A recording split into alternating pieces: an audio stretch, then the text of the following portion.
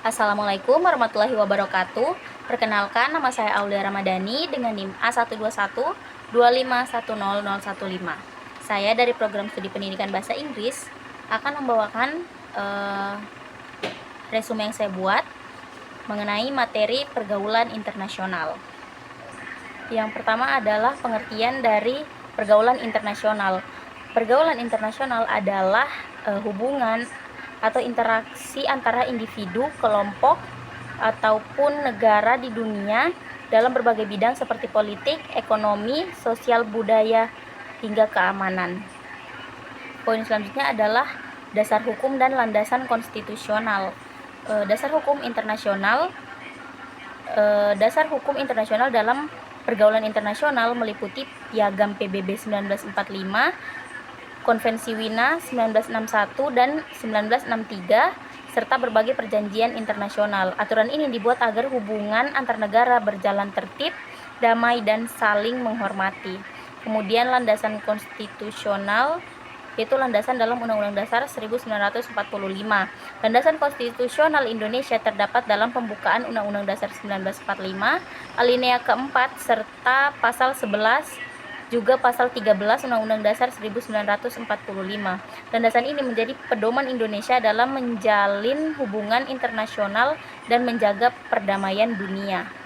Selanjutnya adalah poin mengenai prinsip bebas aktif. Bebas berarti tidak memihak blok tertentu, dan aktif yang berarti tidak ikut menjaga perdamaian dunia. Indonesia berpegang teguh pada prinsip politik luar negeri bebas aktif yang pertama kali dicetuskan oleh Muhammad Hatta pada tanggal 2 September 1948. Dalam pidatonya, Hatta mengemukakan bahwa Indonesia tidak perlu memilih pro-Amerika atau pro-Soviet, sehingga Indonesia tidak menjadi objek dalam perjuangan politik internasional. Kemudian tujuan politik luar negeri Indonesia yang pertama adalah mempertahankan kemerdekaan dan kedaulatan negara, yang kedua meningkatkan perdamaian internasional, yang ketiga memperoleh barang-barang yang diperlukan dari luar negeri, yang keempat meningkatkan persaudaraan antar bangsa, dan yang terakhir mendorong kerjasama internasional untuk kesejahteraan bersama. Poin selanjutnya yaitu bentuk-bentuk pergaulan internasional yang terbagi menjadi 3, yaitu hubungan diplomatik, kemudian perjanjian internasional, dan organisasi internasional. Yang pertama adalah hubungan diplomatik, hubungan resmi antar negara yang diwakili oleh pejabat diplomatik. Hubungan diplomatik membantu negara menjalin komunikasi dan kerjasama secara resmi dengan negara lain. Kemudian yang kedua yaitu perjanjian internasional, yaitu kesepakatan tertulis antara 2 atau lebih negara yang tunduk pada hukum internasional. Perjanjian ini dibuat agar kerjasama antar negara memiliki aturan yang jelas. Kemudian yang ketiga yaitu organisasi internasional. Indonesia aktif dalam berbagai organisasi internasional seperti PBB dan ASEAN. Melalui organisasi ini, negara-negara dapat bekerja sama untuk menyelesaikan masalah dunia yang ada. Selanjutnya adalah manfaat pergaulan internasional. Yang pertama dalam bidang politik, yaitu mempererat hubungan antar negara dan menjaga perdamaian dunia. Kemudian yang kedua dalam bidang ekonomi, meningkatkan perdagangan dan membuka peluang investasi. Kemudian yang ketiga dalam bidang sosial dan budaya, memperkenalkan budaya Indonesia dan menambah wawasan masyarakat. Kemudian yang terakhir yaitu dalam bidang keamanan, yaitu bekerja sama menghadapi ancaman global. Kemudian poin selanjutnya yaitu peran Indonesia dalam pergaulan internasional. Yang pertama dalam kontribusi dalam PBB. Indonesia aktif dalam Perserikatan Bangsa-Bangsa atau PBB dengan mengikuti misi perdamaian dunia dan mendukung penyelesaian konflik secara damai. Kemudian yang kedua, peran dalam ASEAN.